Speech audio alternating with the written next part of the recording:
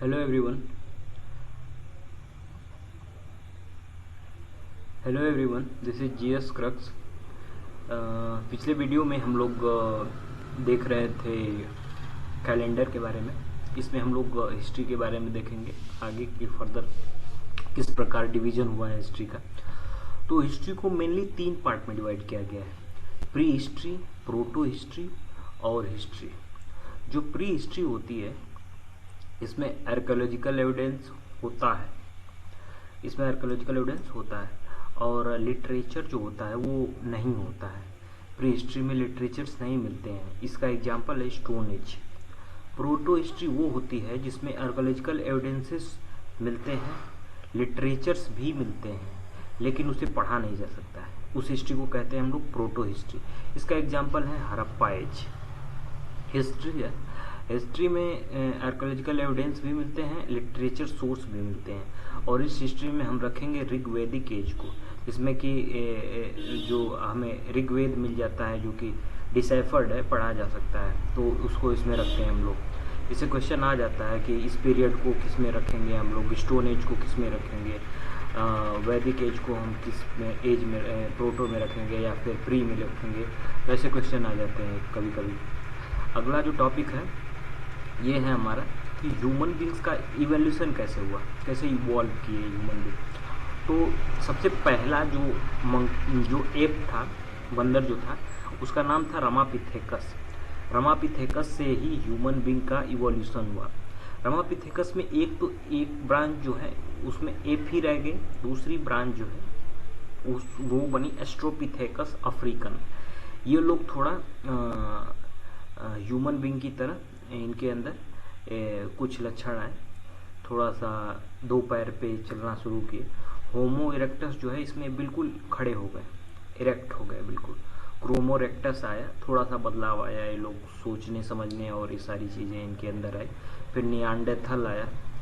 नियांडरथल में human being जो था दिखने लगा था ह्यूमन बींग की तरह, जबड़े बड़े थे लेकिन ह्यूमन बींग की तरह दिख रहा था।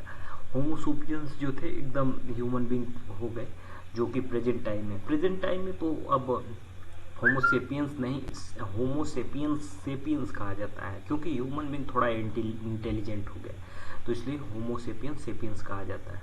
ओके, अब हम देखते हैं प्री हिस्ट्री को।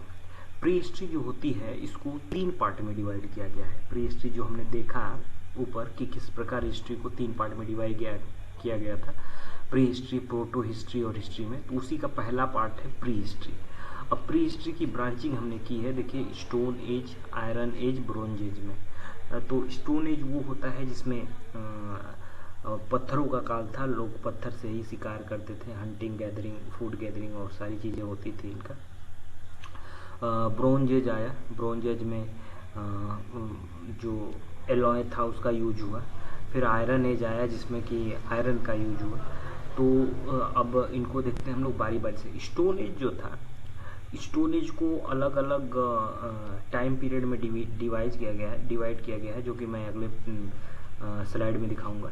जैसे कि आप देख सकते हैं स्टोन एज जो है इसको 3 पार्ट में डिवाइड किया, इसके एज को, टाइम पीरियड के इसके 3 पार्ट में डिवाइड किया गया, पैलेलिथिक एज, मेसोलिथिक एज और नियोलिथिक एज।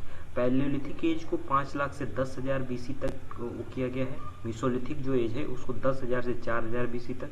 नियोलिथिक जो है उसको 4,000 से 1,000 बीसी तक। जो पैलेलिथिक है इसमें 3 डिवीजन और है, lower palaeolithic age, middle palaeolithic age और अपर पैलेलिथिक। जो लोअर पैलेलिथिक एज सबसे ओल्डेस्ट है, 5 लाख से 1 लाख बीसी तक के टाइम पीरियड को लोअर पैलेलिथिक एज कहा जाता है। इसके बारे में हम लोग अगले स्लाइड में देखेंगे कि क्या इसका इंपॉर्टेंस है। पहले मैं इसको टाइम पीरियड में कैटेगराइज कर लेता हूँ। मिडिल पैलेलिथिक एज का टाइम पीरियड है 1 लाख से 40,000 बीसी तक। ये मैंने 4,000 लिख दिया है, नहीं 40,000 ये मिडिल पैलेलिथिक एज। फिर अपर पैलेलिथिक एज, तो अपर पैलेलिथिक सबसे नया है इसमें पैलेलिथिक एज में, जो कि 40,000 से 10,000 बीसी तक का है अपर पैलेलिथिक एज। ठीक है, वैसे मेसोलिथिक एज जो है 10,000 से 4,000 बीसी तक है। नियोलिथिक एज जो है 4,000 से 1,000 बीसी तक है।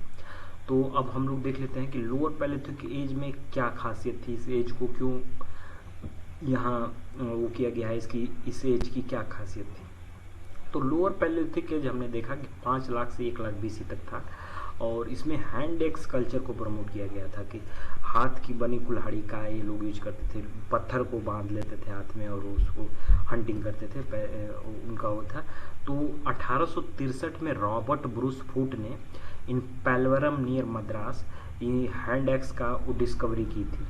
हैंड एक्स डिस्कवरी की गई थी लोअर पैलेलिथिक एज में, क्योंकि रॉबर्ट ब्रूस फूट ने 1863 में पाया था। इसकी कुछ इंपॉर्टेंट साइट हैं, जैसे बदमदुरई से हैंड एक्स मिला था, अटरी पक्कम से हैंड एक्स मिला था, सोहन रिवर वैली से चॉपर मिला था। चॉपर मतलब एक स्टोन का ही ऐसा चीज़ जो उसे काटा जा सके, मतलब चॉप किया जा सके, ठीक है, सोहन रिवर वैली से मिला था।